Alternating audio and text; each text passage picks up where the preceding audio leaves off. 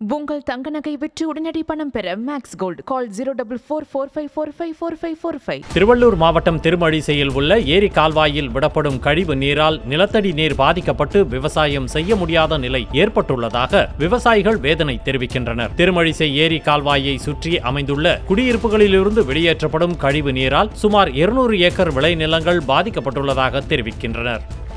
என் பேர் வள்ளி. நாங்கள் இங்கே வீடு கட்டிட்டு வந்து 2 வருஷம் ஆகுது. இது கொஞ்சம் சாக்கடை தண்ணியெல்லாம் திறந்து விட்டு வச்சுருக்காங்க. கொஞ்சம் அது வராத மாதிரி கொஞ்சம் நடவடிக்கை எடுக்கணும். போர் தண்ணியெல்லாம் கலக்குது எல்லாத்துலேயும். அது கொஞ்சம் வராத மாதிரி கொஞ்சம் பார்க்கணும். மழைக்காலம் ஆயிடுச்சுன்னா ரொம்ப கஷ்டமாக இருக்கும். கொசு தொல்லை, பசங்களை வச்சுட்டு பார்க்க முடியல. என்ன பண்ணணும் உங்களுக்கு? தண்ணி வராமல் கொஞ்சம் இருப்பாங்க இந்த சைடு. சாக்கடை தண்ணி ஃபுல்லாக திரும்பிச்சு இருக்கிற ஃபுல் சாக்கடை தண்ணி இங்கே தான் வருது. இதனால என்ன பிரச்சனை உங்களுக்கு? கொசுக்கடி, பாம்பு தொல்லை எல்லாமே இருக்குது. பசங்களை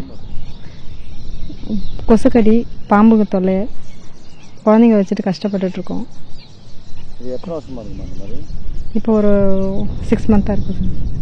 வசந்தா டிராவல்ஸ் தான் கொத்துக்கு பயிர் வச்சுன்னு இருக்கேன். அவர் மேனேஜர் அவர். நான் அதனால் இந்த பயிரெலாம் வந்து அந்த ஏரி காலில் வந்து கிட்டத்தட்ட ஒரு 4-5 காவாயில் வருதுங்க. அந்த காவாலாம் அடிச்சிட்டாங்க. அடிச்சுட்டு இப்போ என்ன பண்ணுறாங்க, ஒரு 5 அடி காவா கவர்மெண்ட் பேர் அடிச்சு கட்டி விட்ருக்காங்க.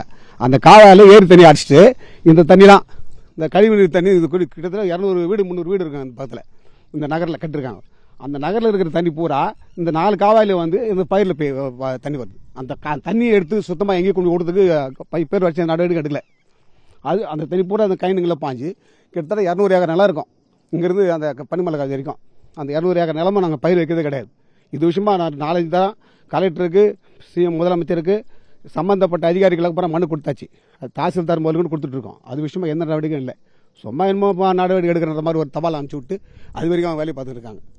வயலில் தான் நாங்கள் தான் கோரை இருக்குது. எல்லாம் கோரை தண்ணி பாஞ்சு அப்படி கோரை மாடு வச்சு பாருங்கள் எவ்வளோ தண்ணி இருக்குது பாருங்கள். இவ்வளோ கோரை வரதுக்கு வாய்ப்பே கிடையாது. பயிர் கிடையாது. நான் தான் தண்ணி இந்த தண்ணி பாஞ்சு கோரை வந்ததுண்ணா இயற்கை பில்லு இதுதான் கோரை. சார் அது பேரூராட்சி மூலிமா அந்த தண்ணி சுத்தம் பண்ணி அந்த தண்ணியை அப்புறப்படுத்துறதுக்கு வை பண்ணணும். விவசாயம் பண்ணுறதுக்கு வை பண்ணி கொடுக்கணும்.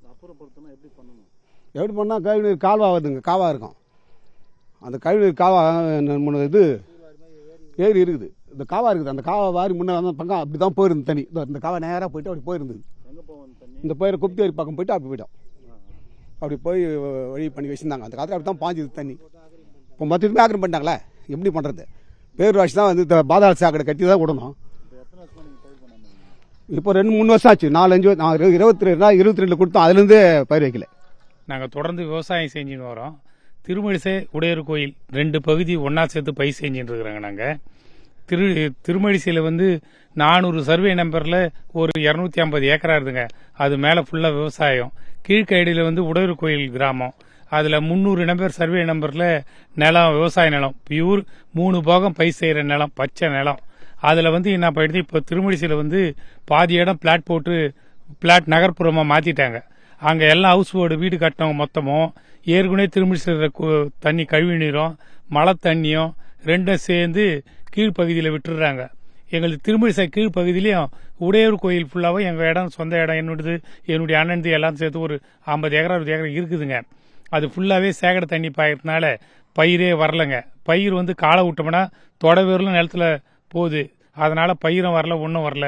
இதில் வேலை செய்கிற விவசாயிகளுக்கெல்லாம் வந்து எரிச்சல், கால் எரிச்சல், உடம்பு எரிச்சல் இதெல்லாம் வந்து வேலை செய்ய முடியல. நாங்கள் மருந்தும் போட்டு அப்ளை பண்ணி விவசாயம் செய்ய முடியல. அதனால் தொடர்ந்து பயிர் செய்ய முடியாத ஒரு வருஷமாக விட்டுட்டு செய்கிறோம். நாங்கள் வருஷம் வந்து ஒரு 3000 மூட்டை அனுப்புவோம். ஒரு ரிலீஸுக்கு மற்ற மக்களுக்கு பயன்படுற மாதிரி, மாட்டுக்கு பயன்படுற மாதிரி வைக்கோல்லாம் கொடுத்து பயன்படுத்துவோம். ஆனால் எதுவுமே செய்ய முடியாத இருக்கிறோங்க. தொடர்ந்து இதே மாதிரி இருந்தோம்னா நாங்கள் விவசாயமே செய்ய முடியாத அப்படியே போயிடுங்க. இதை வந்து பேரூராட்சி தலைவருக்கும் பேரூராட்சி மன்ற இஓ நிர்வாகிக்கும் பல முறை கொடுத்தங்க. இது 22வது ஆண்டுலேருந்து நாங்கள் போராடி பண்ணிட்டு இருக்கிறோங்க. இப்போ 25வது வருடத்தில் வந்து 10 ஏக்கரா பாஞ்சு ஏக்கரா பாஞ்சு இன்னைக்கு 60 ஏக்கரா அளவுக்கு கழிவு நீர் தாங்க இருக்குது. அது ராத்திரியில் வந்து நாங்கள் மழை கட்டி பயிர் செய்ய வேணாம், பயிரில் பாயுதுன்னு மழை காட்டினோம்னா ராத்திரியில் இங்கே இருக்கிறவங்க வந்து உடைச்சிடுறாங்க. உடைச்சிட்டு மொத்தமே விவசாயத்தில் தாங்க பாய்ந்து. இதுக்கு தலைவரும் முடிவு பண்ணலை, நிர்வாக செயலரும் இதுக்கு தலையிடலைங்க.